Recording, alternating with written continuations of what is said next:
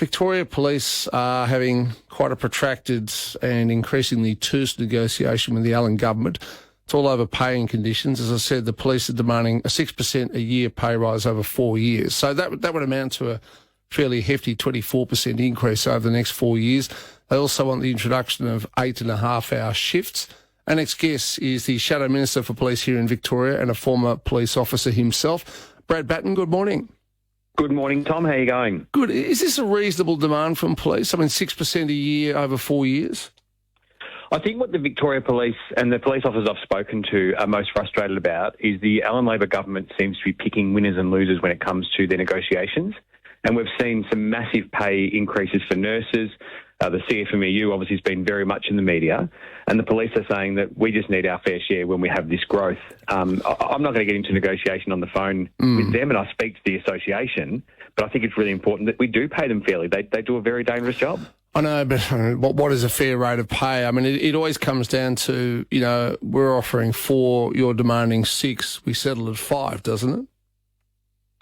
Sorry, you cut out in the last. I'm saying these sorts of negotiations, it's easy to talk about a fair rate of pay, but what usually happens is the government says we're offering 4, the association demands a 6% increase, and they settle at 5.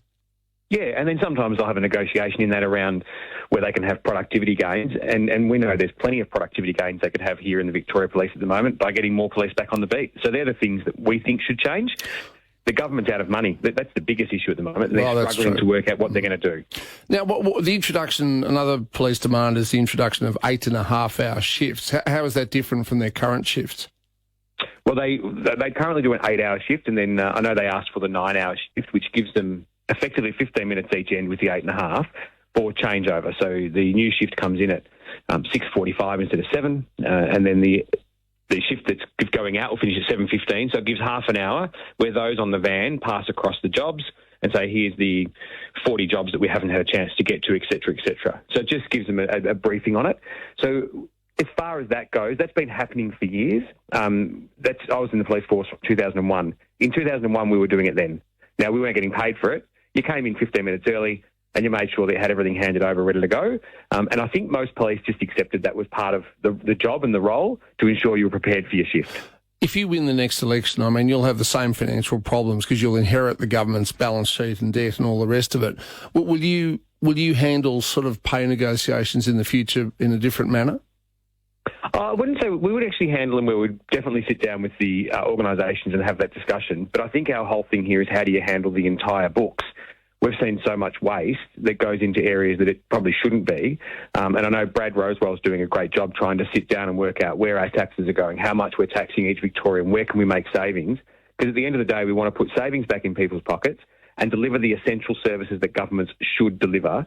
But there's probably things on the fringe that the government is currently funding that doesn't need to. So we need to look at where we can have changes that are positive to deliver the services that are essential, bring in the private sector where we need to bring them in to deliver services that effectively they can afford and the government shouldn't compete with. That's the options we should be looking at to save money long term. And finally, and you can comment on this or not, but I mean, there was a rumour that surfaced over the weekend that government-appointed lawyers were scrutinising the existing suburban rail loop contracts to see if there was some wiggle room to get out of them. Do you think there's any truth to that? I haven't seen, and I've had a chat to John Pesciuto about this on the day, so I'm only going off what I've spoken with them, but it wouldn't surprise me. The government we've seen in the past, Daniel Andrews originally said he was going to build East West Link, then he changed his mind. He wasn't. I'm out in the Clyde area. Clyde Rail, Labor committed to in 1999, 2002, 2006, 2010, and it's still not done. So I wouldn't be surprised if they try to work their way out of it. But I would believe if the rail goes, I think that the Premier will go with it.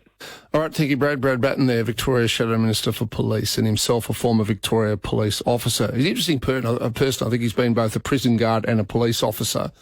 And I've said many times that we need more politicians on both sides who have actually done something in their lives other than just be politicians. And, Brad Batten's one of them.